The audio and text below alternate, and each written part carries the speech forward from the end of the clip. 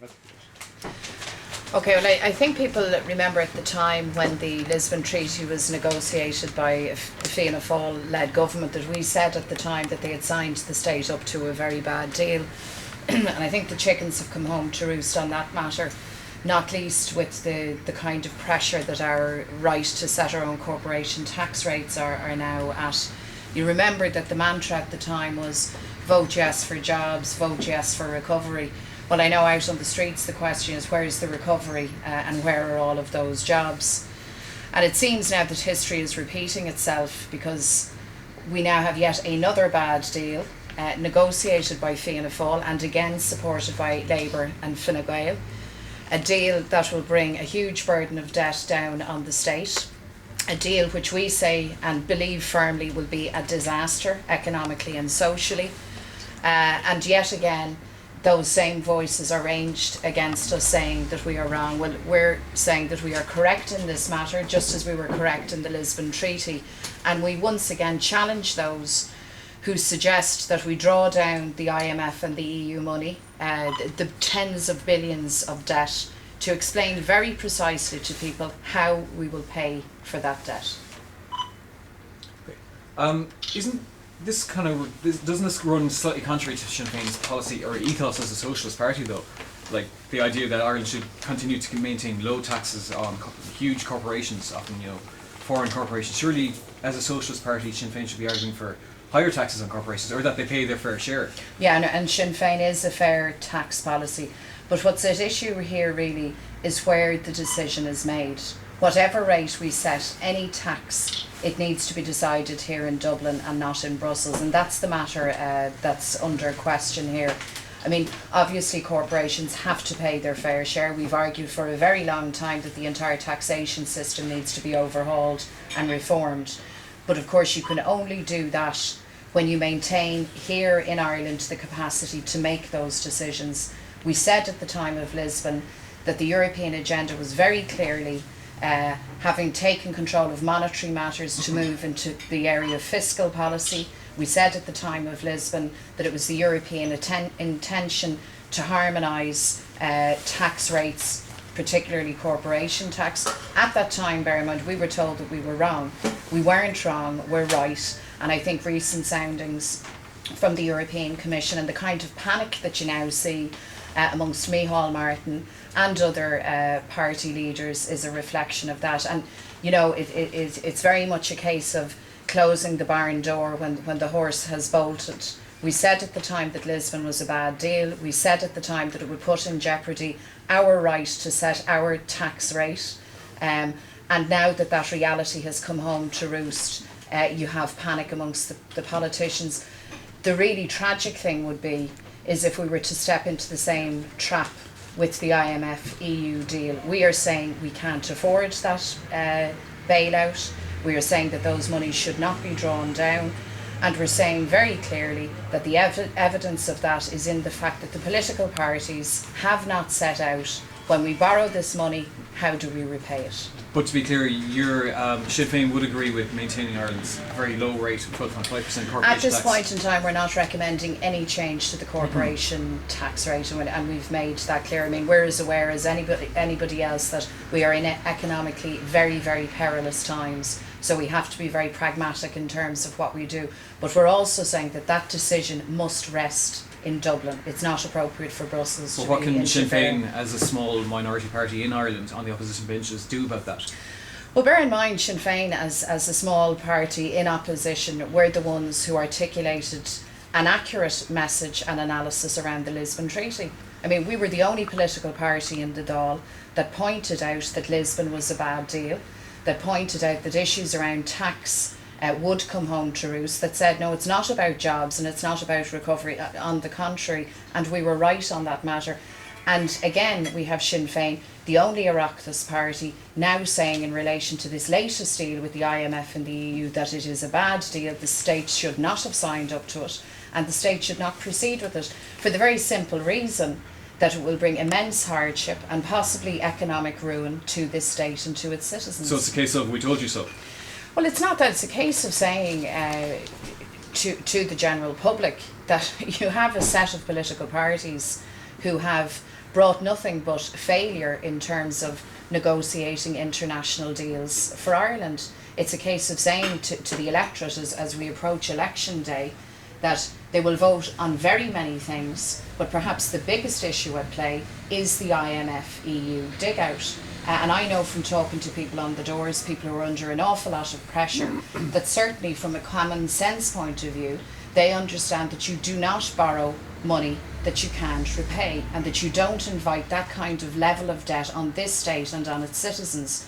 So the political parties who advocate this deal, who think it's a good idea, need to be really specific in terms of how they repay not just the interest, but also the monies borrowed. And I find it interesting that to date in this campaign, none of them have come out and made that clear. And I think it's only fair and decent that they do. Can I add to today, we heard that Labour, Fine Gael and Fianna Fáil all are supporting the abolition of the Seanad. What's Sinn Féin's stance on that? We've been very critical of the Seanad for a long time, and we'll be bringing forward our own reform proposals next week. Certainly the Seanad needs to be reformed. I think everybody accepts that it hasn't worked. I think sometimes the argument just simply for the abolition of the second chamber is perhaps just a simplistic view of it, but the Seanad as it is currently cannot continue. It's expensive, it's inefficient, and it's not bringing bang, if you like, for its buck, so it certainly needs to be reformed. So you're not saying abolish it though? We're saying that it needs to be reformed, and we'll present that as a package of measures in terms of not just a Oireachtas reform, but also a reform of the electoral system. Mary Lou, if you're saying that the EU IMF deal is a bad deal, how would Sinn Féin propose to state fund itself when we're running at a large deficit? Our deficit is in the neighbourhood of 19 billion, and the deficit has to be brought down. We've said consistently that the medium and long term way that you deal with the deficit is actually to grow exchequer revenues, which means getting more people back to work. But in the immediate term, we actually have enough money in the state to fund ourselves for the next 12 months. A combination of monies from the Pension Reserve Fund and the exchequer funds. We're saying use those for that purpose, and also some of it for a stimulus package to actually get Ireland back to work. And we need to get ourselves match fit to go back to the markets, because the reason why we were penalised on the international markets is very rationally. Investors looked at us, looked at the level of debt we were carrying, and simply didn't believe that if they lent us money, we could pay it back. So what does the government propose to do? Well, they propose to heap even more debt on the state, and the international markets will look aghast and say we've gone from a bad position to a much worse position. So we need to unhitch this debt off the back of the state. We certainly need to get economic activity up and running again. We need to get people back to work. And then, yes, we have to go back to the markets. And I believe when we are seen to be in a much healthier state, financially and structurally, I think then we are a much more attractive option in terms of lending at decent interest rates. But do you think we could make ourselves attractive in the space of a year, which is what the money you say would cover in terms of? Well, I think so. I mean, we've set out our own stimulus plan, and it's economic forecasters can put figures on all of these things, and we believe that over a period of 18 months, 12 months, 18 months, 2 years, we can see substantial numbers of people back at work. We can see the structural deficit, the budget deficit reduced very dramatically.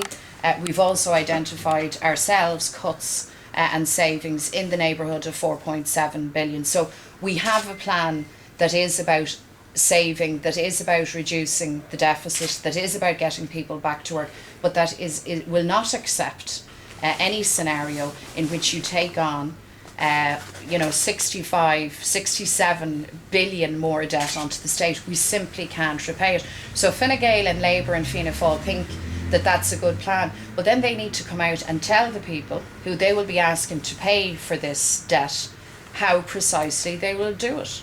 We've all felt this year, after the last budget, what 6 billion in cuts feels like.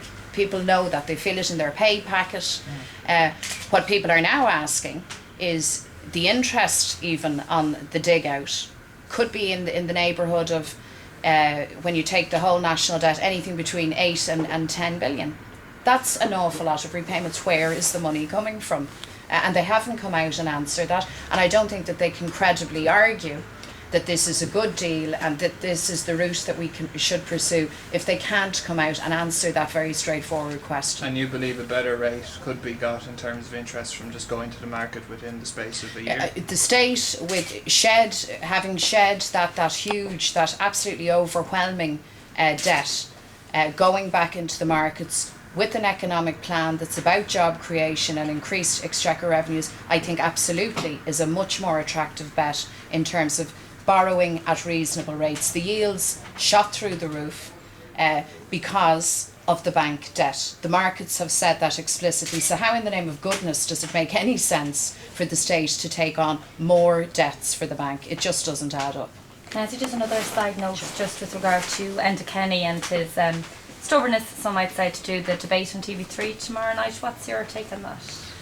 Well, I think we're in the kind of mad situation where we're having a debate about a debate. And I have to tell you, I don't think there's much public patience for it. I think people want the discussion about the economy, about jobs, about the health service. And I think it's a bit self-indulgent for the politicians to be picking and choosing who they will or will not debate. We believe that all of the debates should happen. They should be inclusive. Political leaders and candidates need to make themselves available for them.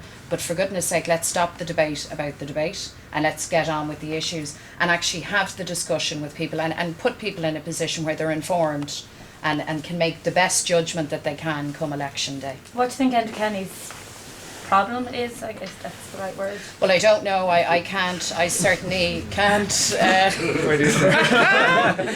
can't read Enda Kenny's mind, so I don't know. I understand he has some personal difficulty with Vincent Browne. Do you know what? I'm not interested in that, and do you know what? I don't think the general public are interested. So let them have their debates, and the most important debate, I think, and the discussion will be on the doorsteps with people across the state, and I'm sure you're finding that as well, Paul. You know, definitely, yeah. We seem to be one of the only parties out there knocking on doors, even as late as last Saturday in Skibbereen in West Cork, where I'm standing as candidate. People were telling us that we were the first to call. That's with only 3 weeks to go to the election day. So again, I think we all mark on to stay in the studios for the rest of the campaign. He certainly doesn't want his canvassers and election team meeting the people on the ground. So.